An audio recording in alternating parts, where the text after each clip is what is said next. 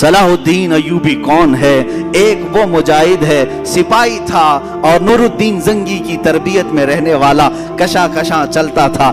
بسا اوقات ایسا تھا کہ خاندان الگ تھا، بڑے لوگوں کا، پیسے والوں کا خاندان تھا، لیکن اللہ جس کا دل بدل لے اور جس کو کام پر لگائے تو پھر دنیا کے تماشوں سے اس کا جی اٹھ جاتا ہے۔ وہ نکلا۔ یہ وہ زمانہ تھا جب عیسائیوں نے بیت المقدس پر قبضہ کر لیا تھا، مسلمانوں پر پابندی لگائی تھی، قتل عام کیا تھا، فلسطین کو خون سے نہلا دیا تھا۔ اس وقت یہ خبریں پھیلتی تھی، بغداد میں کسی اور کی خلافت تھی، مصر میں کسی اور کی تھی، شام میں، یمن میں، عراق میں الگ الگ خلفاء موجود تھے، لیکن بس یہی کہ سو رہے تھے یا اپنے حرم خانوں میں عورتوں کو رکھے ہوئے۔ بہت سارے الگ الگ اسلامی خلفاء میں بھی بعض عیاشیاں آئیں۔ اس زمانے میں یہ اٹھتا ہے ایک سپاہی جس کی راتوں کی نیند بے قرار ہے اور اس کا چین و سکون ختم ہو چکا ہے، صرف ایک ہی سوچ کہ قبلہ اول اگر آج ان لوگوں کے ہاتھ میں ہے جہاں سے میرے آقا کی معراج ہوئی، جہاں میرے آقا نے ہزاروں انبیاء کی امامت کی، وہ اگر آج ہمارے درمیان نہیں ہے تو پھر ہماری کوئی عزت باقی نہیں ہے۔ یہ سوچ لے کر کے نکلا اور اس کے بعد مصر جب تشریف لائے، یہاں پر نور الدین زنگی کے انتقال کے بعد صلاح الدین ایوبی کو سپہ سالار بنایا گیا، مصر کا گورنر بنایا گیا۔ مصر کی گورنری آنے کے بعد سب سے پہلے قسم اٹھاتا ہے یہی صلاح الدین، کہتا ہے کہ اللہ کو گواہ بنا کر کہتا ہوں اس وقت تک چین سے اپنے گھر میں نہیں آؤں گا جب تک بیت المقدس میں اپنا مصلی نہیں بچھاؤں گا۔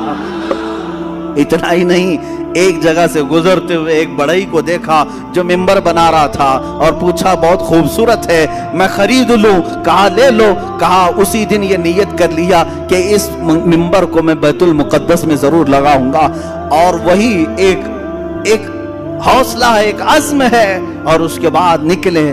کتنی جنگیں ہوئی، کتنے مقابلے ہوئے، اللہ اکبر، کتنی راتیں یہ جنگلوں میں کاٹتے رہے، کتنے ان کے ساتھ ہیلے بہانے کیے گئے، اپنوں نے غداریاں کی، منافقین نے دھوکہ دیا، تقریباً زندگی پر 12 مرتبہ خونی حملے کیے گئے، سر پر وار کیے گئے، کندھے پر وار کیا گیا، لیکن جسے اللہ رکھے اسے کون چکھے؟ اللہ جس کی حفاظت فرمائے۔ صلاح الدین ایوبی سے جو کام لینا تھا وہ کام لے کر رہا، رب تعالیٰ کی یہ منشا ہے۔ اس کے بعد ایک وقت وہ بھی آیا کہ صلاح الدین ایوبی کی تاریخ میں حیرت کی بات میں اگر آپ کو بتا دوں، ایک وقت ایسا بھی آیا کہ صلاح الدین کے پاس 12,000 کا لشکر تھا، سب سے بڑا لشکر ہے، 12,000 کا لشکر تھا۔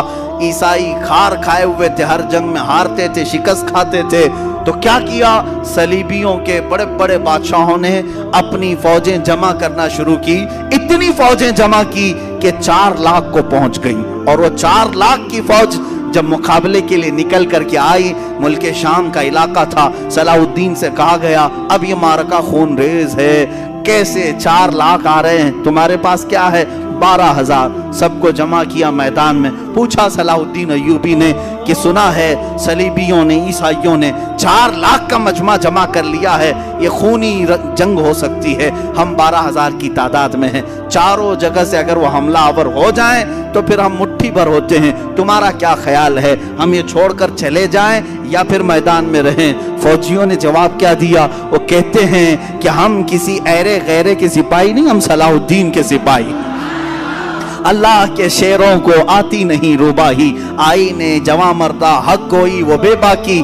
اقبال نے سچ کہا تھا، اللہ کے شیر کبھی لومڑی بننا پسند نہیں کرتے، میدان جنگ میں اڑ جاتے ہیں۔ اس کے بعد ہوا یہی، تاریخ نے دیکھا صلاح الدین ایوبی کی 12,000 کا یہ لشکر میدان میں اترا، 4 لاکھ کی فوج کو انہوں نے 3 دن کے اندر اپنی سیاسی بصیرت سے ایسے ٹکڑوں میں تبدیل کیا کہ تقریباً 8 ٹکڑوں میں الگ الگ انہیں بانٹ دیا، الگ الگ طریقے سے، اور مقابلے کے بعد تاریخ نے آج، یہ میری اپنی لکھی ہوئی بات نہیں کہہ رہا ہوں، عیسائیوں کے جو بڑے مورخ ہیں، تاریخ داں ہیں، انگلینڈ کے جو بڑے تاریخ داں ہیں، انہوں نے لکھا ہے کہ 4 لاکھ کی ہماری فوج کو صلاح الدین نے دھول چٹا دیا، سب شکست کھا کر کے چل پڑے۔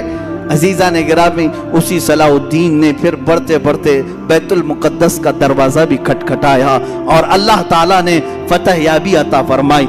जिस दिन बैतुल मुक़द्दस फतह हुआ, ज़ोहर की अजान खुद सलाहुद्दीन अय्यूबी ने दी है और नमाज भी पढ़ाई है। उसके बाद एक बेहतरीन खुतबा भी दिया उसी मिंबर पर खड़े होकर के। बैतुल मुक़द्दस फतह होने के बाद करना क्या चाहिए था? जिन्होंने मारा था मुसलमानों को उन्हें पकड़ लेते, जिन्होंने मुसलमानों का माल लूटा था उन्हें पकड़ लेते, जो वहां ईसाई थे। नहीं, सलाहुद्दीन अय्यूबी ने बैतुल मुक़द्दस के दरवाजों से आवाज लगाई कि जो अमन के साथ रहना चाहता है, सलाहुद्दीन उसके लिए अमन के दरवाजे खोलता है, और जो जाना चाहता है जितना माल यहाँ से लेकर जा सकता है, किसी की गर्दन पर तलवार नहीं रखी जाएगी। ये भी अंग्रेज तारीखदान ने लिखा है कि इतना ज्यादा माफ करने वाला किसी जर्नेल को हमने दुनिया में नहीं देखा। और वो मुल्क नॉर्वे, जहां पर कट्टर लोग रहते हैं, नॉर्वे और डेनमार्क जैसे आज भी यूरोप की कंट्रीज हैं, आपको हैरत होगी, उन्होंने अपने मुल्की कानून के एतबार से सलाहुद्दीन डे मनाना शुरू किया। सलाहुद्दीन डे मना रहे हैं। अरे मियाँ, तुमको क्यों सलाहुद्दीन डे? वो कहते हैं कि हमने ऐसा सलाहुद्दीन देखा ही नहीं। ये अल्लाह ताला की तरफ से पैदा किया हुआ